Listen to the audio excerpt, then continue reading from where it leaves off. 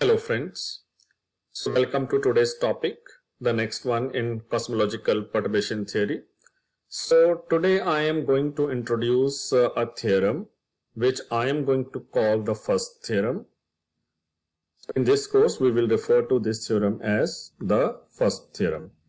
It says the equality of the gradient of perturbation implies the equality of perturbations. This is a very important theorem and we will be using it a lot when we are solving equations related to perturbations. So what does this mean? The equality of gradient of perturbation. So when we are taking gradient of a perturbation, for example, there is a perturbation delta A. This is perturbation in some field, since some arbitrary field A, there is perturbation delta A. In some arbitrary field B, there is perturbation in delta B. If I am taking its derivative with respect to a special coordinate, for example, I am saying partial derivative of delta A with respect to X, or partial derivative of delta A with respect to Y, or partial derivative of delta A with respect to Z. That's what I coordinate is. I coordinate means X, Y, or Z. So when I am taking partial derivative with respect to a spatial coordinate, then this implies the equality of the perturbations.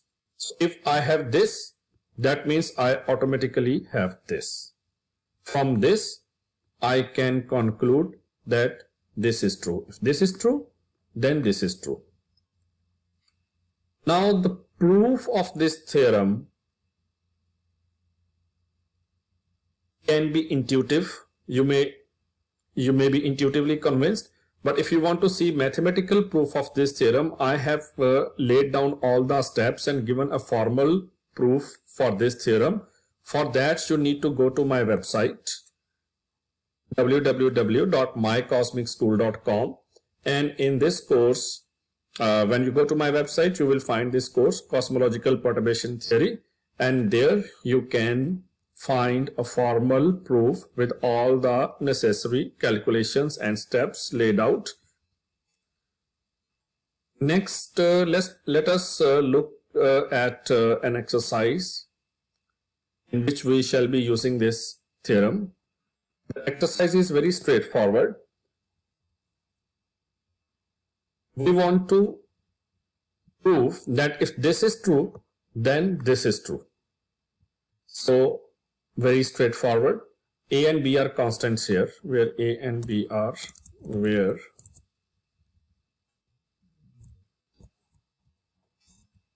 A and B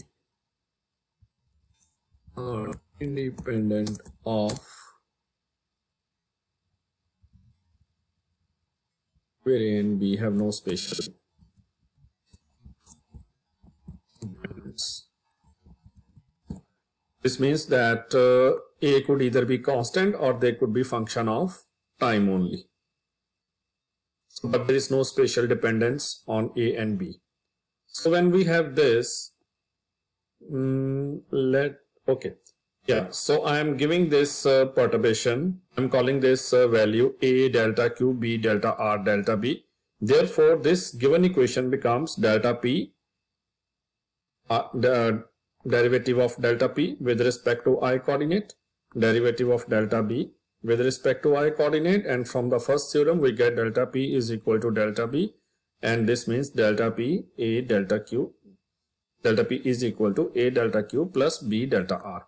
And this is again a very important relationship which we shall be using a lot in cosmological perturbation theory. This means that when we have linear combination of perturbations on both sides, here also there could be a linear combination. For example, here I have A delta Q, B delta R.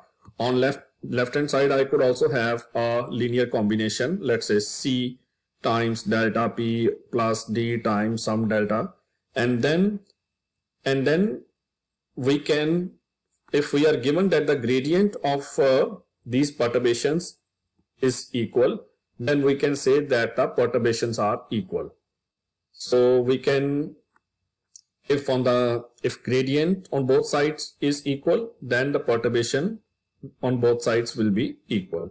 Provided there is a linear combination, there will be linear combination. We will see, because we are dealing with the first order linear theory, and in the first order linear perturbation theory, we will always get linear combination, which means there will not be any scenario in which you will be having delta Q times delta R, because delta Q times delta R is a second order perturbation. So in our equations, there will be no such terms. There will be no second order perturbation terms. There will be only perturbation terms up to linear order.